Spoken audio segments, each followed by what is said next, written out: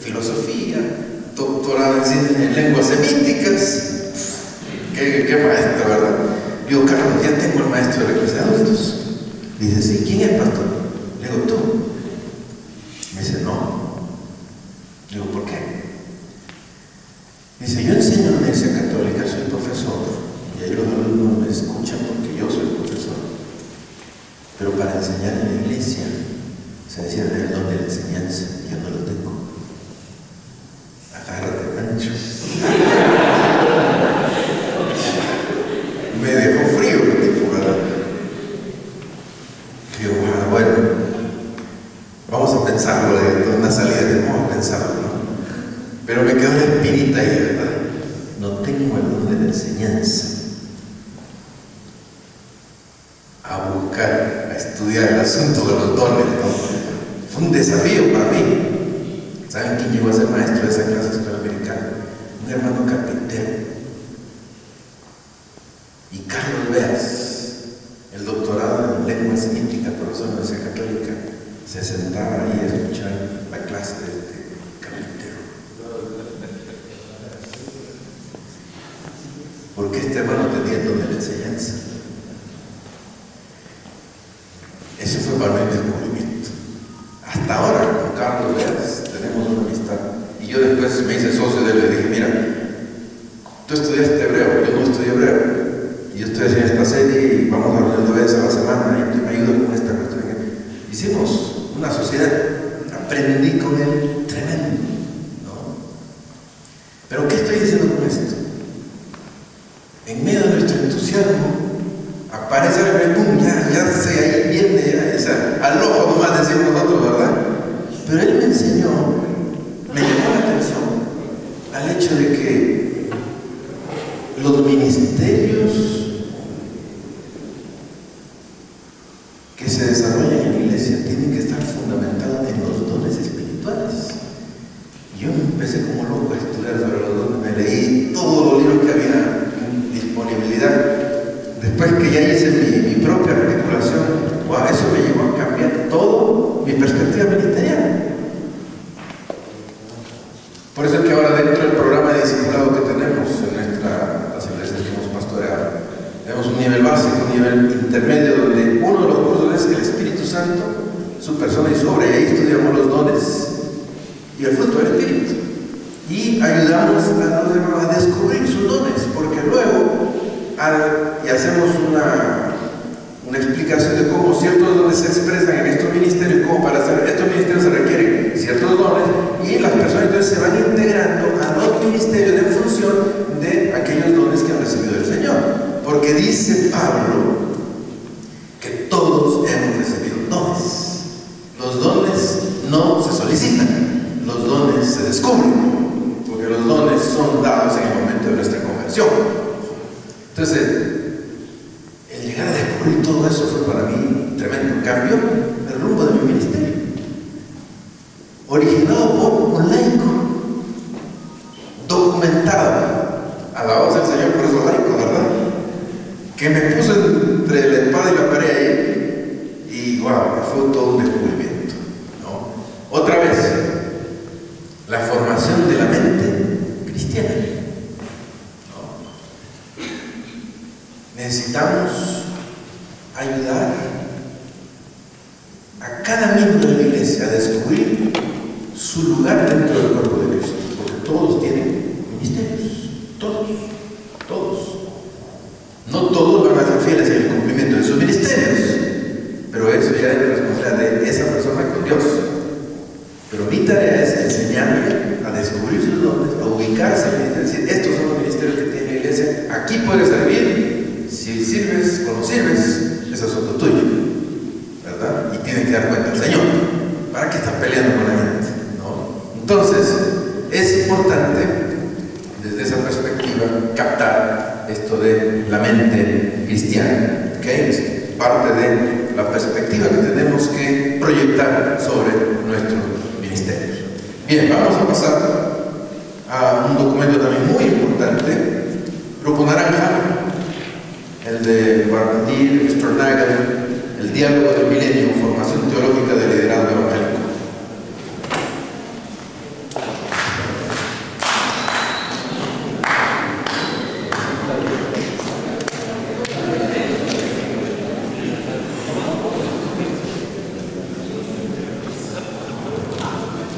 Cuando doy clases en la universidad, en una pequeña universidad, me siento como pez en el agua. Y ahorita no sé si tengo frío o porque tengo tantos teólogos observando. Ok, ahí voy. Formación teológica de liderazgo evangélico. El planteamiento del autor es el siguiente. El autor empieza narrando una experiencia personal en cuanto a su formación teológica sistemática, en donde en los años 70 se consideró que su formación era completa y se sentía listo para hacer práctica de su teología que había aprendido. En los años 70 se enfrenta a las en los años 90 se enfrenta a las necesidades de su contexto. Su formación no da respuesta a las necesidades de su tiempo. Esto lo lleva a una revisión y comprensión de la fe cristiana, tomando como paradigma bíblico Lucas 24, del 13 al 35, el camino a Emaús. Para él significa que los discípulos prefirieron caminar a Emaús deprimidos, desesperados, con un presente y futuro inseguro, y ello no les daba satisfacción, no les daba seguridad. No quisieron desafiar a la Jerusalén, porque Jerusalén para ellos significaba olor a muerte, tristeza. Prefirieron ellos tornar al pasado y conformarse. Emaús no fue la mejor decisión o alternativa. La resignación de vivir del pasado y abandonar el futuro de esperanza. Ok, ¿cómo él toma ese pasaje para aterrizarlo en el quehacer teológico?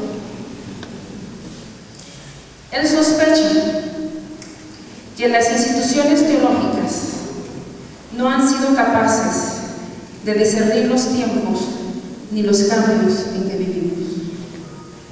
Y ahí empieza el meollo del asunto. Que todos los que hemos egresado de algunas instituciones, hablando de manera general, ¿verdad? Él sospecha que todo lo que hemos recibido, ese de mi cosecha, ha quedado en el Emaús y no ha podido desafiar esta Jerusalén. Sospecha que nuestras instituciones teológicas, y nos lleva mucha discusión en el grupo, ¿verdad? No saben cómo hacer el cambio, o sí saben cómo hacer el cambio, pero tienen miedo a hacer el cambio.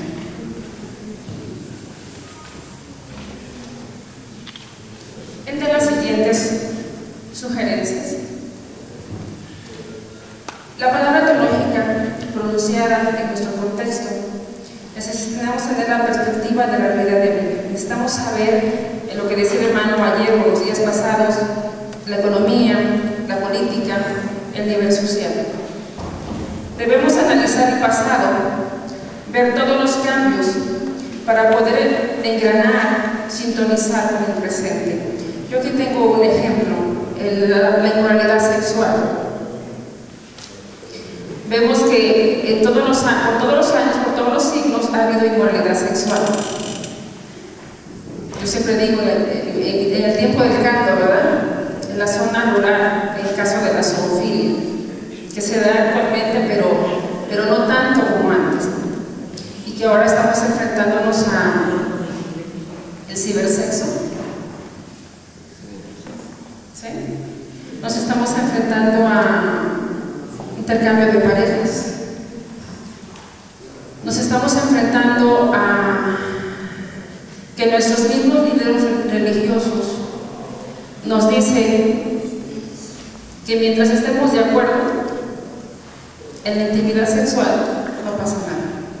Entonces, cuando no hay un cambio, cuando no hay una contextualización a las problemáticas que nos estamos enfrentando, no atendemos a las necesidades y por ende fracasamos.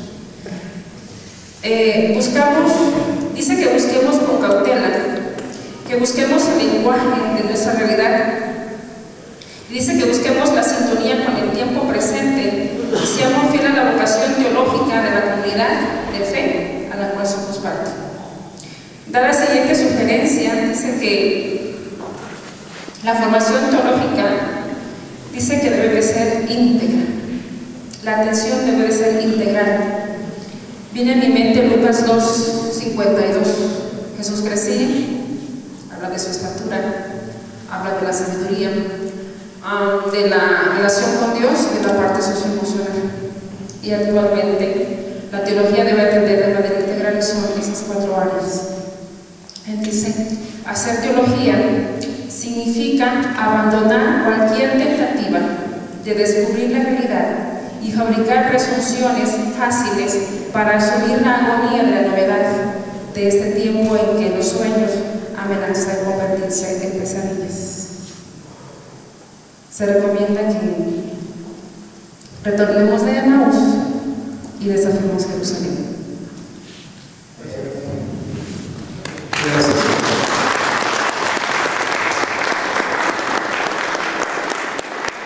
Gracias al Grupo Naranja por la discusión de este documento. Realmente es un documento que recomiendo que lean todos y que también lo puedan rumiar, ¿no?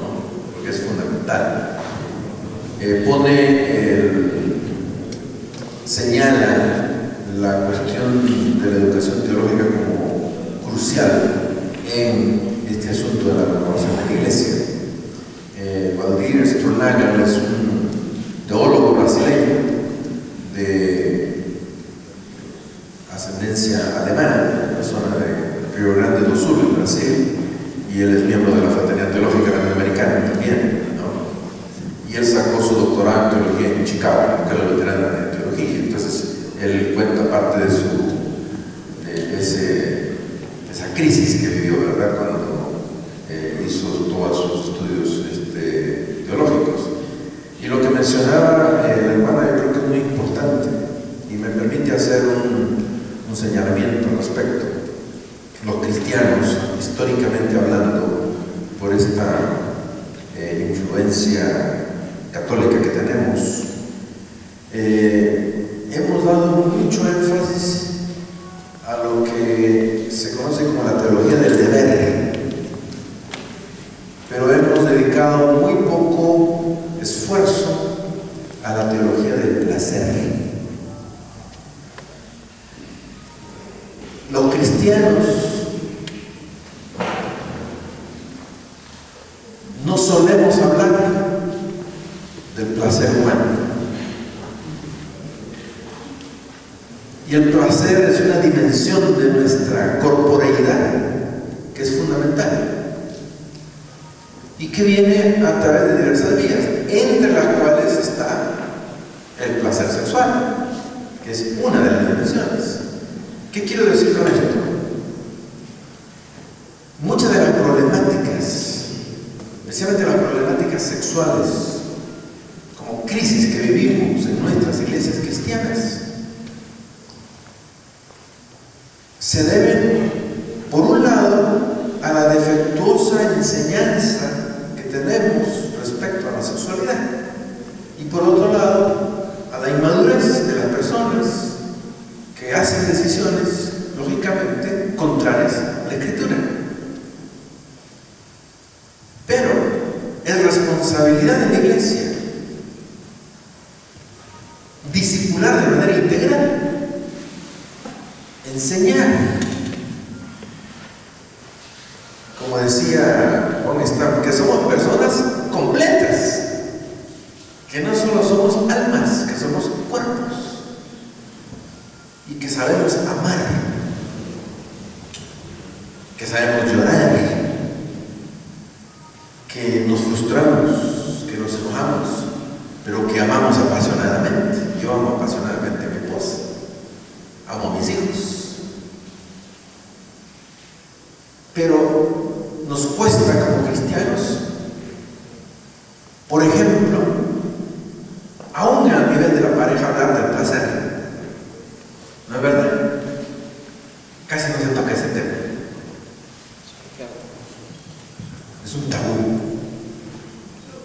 Pero hay una responsabilidad de la iglesia en discipular al respecto.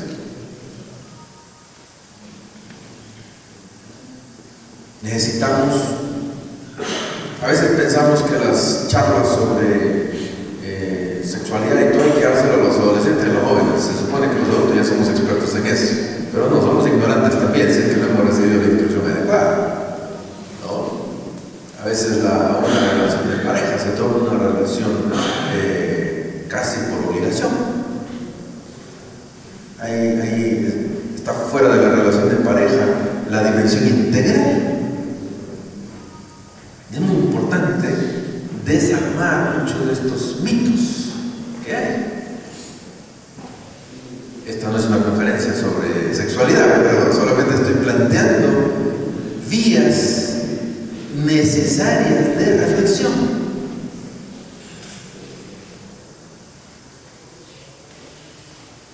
¿Cuánto sabemos acariciar? Desde la perspectiva lúdica, romántica. Yo he escuchado a cristianos, hombres y mujeres que hablan de si yo amo a Dios, y algunas hermanas me dicen, no, y la verdad que a mí, aún si mi esposo me deja, no importa, porque para mí mi esposo es Dios. Wow, es una mezcla de cosas ahí, de una pésima teología, ¿verdad? Está mezclando planos, ¿no? Pero necesitamos primero desexualizar nuestro vocabulario y luego aprender a darle una dimensión correcta a la sexualidad humana. Sexualidad no es sinónimo de genitalidad. La sexualidad es algo más integral. Pero es importante tener un acercamiento bíblico, teológico, integral. Yo tuve que aprender a ser romántico, porque yo crecí en un hogar donde mi padre, yo nunca vi a mi padre acariciar a mi madre. Bueno, el pobre tampoco recibió un modelo. Hizo lo que pudo. Y yo no tengo duda de que mi padre me amaba. Y que mi padre amaba a mi madre. Pero nunca vi una caricia. Entonces yo llegué, cuando empecé a cortejar a la que ahora es mi esposa. Yo no tuve muchas novias, realmente. No me acuerdo. Entonces dice que a propósito no me acuerdo, pero no creo que haya tenido. Realmente no, como que no era mi foco. Yo quería sacar mi carrera y todo eso. Recién como por ahí del cuarto año de mi carrera de universidad tuve una novia, que sí la conoció, que ahora es mi esposa. Pero no me acuerdo de haber tenido muchas novias. Bueno, eso es entre el Señor y yo, ¿verdad? Pero yo me di cuenta que realmente era un neófito en toda la dimensión romántica de la relación, que había avanzado en varios otros campos, pero que esa dimensión del afecto, de la expresividad, estaba pero en cero. Y tuve que aprender, aún casado ya, detalles, la sensibilidad, el poner atención a una serie de aspectos, ¿no?, que antes no le había dado importancia. ¿Pero por qué tuve que aprender eso? Porque yo quería cultivar una relación saludable con mi esposa. Y a nuestros hijos les modelamos diferente. Y ellos obviamente tienen que construir su propio modelo de relación con su esposa, cada uno. Pero lo que estoy diciendo es que esa es una dimensión muy importante para ser trabajada. Lo que la hermana señaló es fundamental. Hay muchos problemas en el campo de la sexualidad, problemas serios. No solo solo a nivel de la membresía, sino a nivel de liderazgo, problemas serios. Por lo mismo, porque al declararse tema tabú no se toca. Todos asumen que saben lo que deben saber y al final nadie sabe nada y se termina haciendo una serie de tropelías. Todo eso tiene que tener un fundamento espiritual, por supuesto, ¿no? La dimensión romántica entre los cristianos debe tener una dimensión fundamental. Yo era rector del seminario en Quito y me invitaron a una conferencia de pastores en Colombia, y en la hora del almuerzo, así como aquí cuando charlábamos y todo, frente a mí había una pareja. Yo había viajado solo esa vez, y la señora ahí de la pareja, la esposa del pastor, me dice: pastor, usted viaja mucho, ¿verdad? Digo, sí.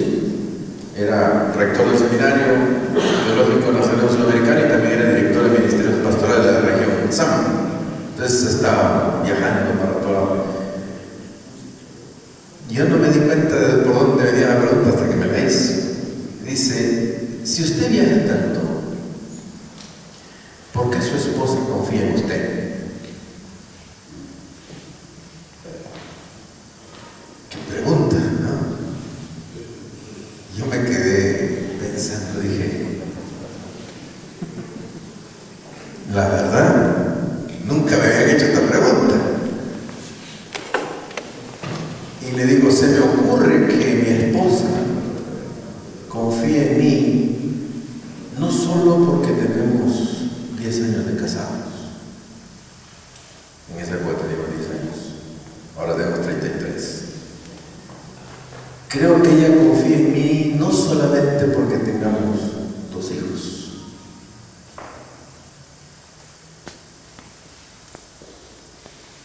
Creo que ella confía en mí no porque yo sea pastor, misionero. Yo creo que la única razón por la que ella confía en mí es que ella sabe que yo temo a Dios. Y donde quiera que yo esté, no voy a hacer absolutamente nada que ofenda a Dios, y por lo tanto que lo ofenda a ella. Y por la misma razón yo confío en ella, porque yo sé que es una mujer de Dios. Esa es la dimensión espiritual, que da la base. Pero eso no lo es todo. ¿Me explico? Una cosa es la dimensión espiritual, otra es la dimensión humana. El hecho de que yo tema a Dios, por un lado, pero por el otro lado que no sea cariñoso con mi esposa, no se cubre lo emotivo, afectivo, lo lúdico con lo espiritual. ¿Me doy a entender? Tiene que haber ambas, porque eso habla de lo integral. Entonces es muy importante poner atención a esa dimensión, ¿verdad? Y lógico, es un tema muy amplio para ser tratado, pero estoy simplemente dejando ciertas semillas ahí para que puedan reflexionar y desarrollar.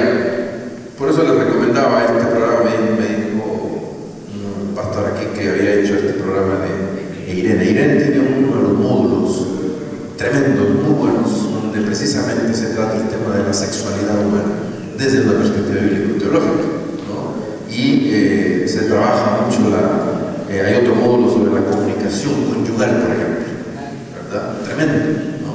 Les recomiendo ese programa, muy importante para incluso educar a sus miembros. Muy bien, pasamos al grupo Verde Olivo.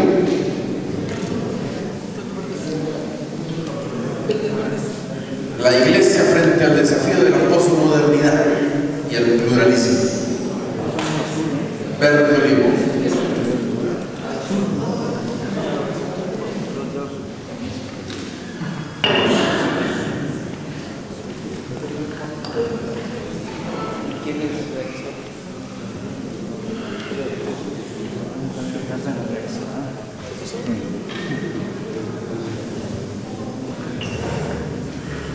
Nosotros tema de Alberto Roldán. El planteamiento del autor es el siguiente. Él nos propone los desafíos de la posmodernidad y da unas posibles respuestas cristianas a estos desafíos. Y recuerda, el tema es la Iglesia frente al desafío de la posmodernidad y el pluralismo. Nos para. Él hace se enfoca en tres aspectos de esos desafíos. Le voy a leer los tres desafíos que él plantea y después le voy a compartir la definición que él acuña sobre cómo entiende la posmodernidad. Este pensamiento de definir la posmodernidad todavía no está claro, pero hay quien ya está ayudándonos, pero ya está hablando de realidad, hay otros nombres ya de posmodernidad. Entonces, plantea tres desafíos. El primero de ellos es al discurso teológico. Hemos revisado en los días anteriores, recordando que nuestro discurso teológico es más cognoscitivo, más racional, que viene de esa época. Un desafío al discurso científico. Ese es uno de los desafíos que plantea Alberto Roldán. El segundo es a la superioridad de la experiencia sobre la explicación de la fe. Eso también se está manejando. Y el tercer desafío, al desafío del pluralismo, entendiendo el pluralismo con la idea de que se eliminan las barreras para dar lugar al intercambio fluido de ideas, valores y estilos de vida. Ese es un tremendo desafío. Entonces, el autor trabaja sobre esos tres desafíos. La definición que el autor propone de posmodernismo, tratando de hacerlo entendible, porque tiene acuña muchos autores, entonces nosotros trabajamos esta idea tratando de sintetizar. Para este autor, el posmodernismo es incredulidad a los metarrelatos, entendiendo los metarrelatos que es la fe, la razón, la ciencia, el progreso en la bondad del ser humano. Recuerden que el modernismo planteó eso, el plus ultra, la resolución de todos los problemas humanos, la razón. Entonces, el posmodernismo dice, ponemos en tela de duda a esos metarrelatos. Y entonces el autor responde al desafío del discurso teológico. Él dice que la teología debe asumir un carácter humano, que opte por la humildad. Recuerda que la teología tenía la idea que era la ciencia, la reina de las ciencias, ¿verdad? Pero en un momento dado la teología dejó de tener esa supremacía y ya no es la reina de las ciencias. Y entonces el autor propone que en el diálogo teológico debe haber humildad, que la teología debe ser humana, debe asumir un carácter humano, que opte por la humildad al grado que acepta la ayuda de las ciencias sociales. Esto lo puede ver un artículo para poder entonces vivir la fe. La segunda respuesta que da es en cuanto a la supremacía de la experiencia sobre la explicación de la fe, es que la experiencia individualista no debe ser normativa de la fe. Eso ya también el profesor nos explicó muy bien ahora en la mañana. La experiencia individualista no debe ser normativa de la fe. La experiencia debe estar en armonía con la teología y en especial se para muy bien citando a Hans Kuhn en la página 15, tienen nota de este artículo, habla de quien orienta las adecuadas experiencias es la palabra de Dios.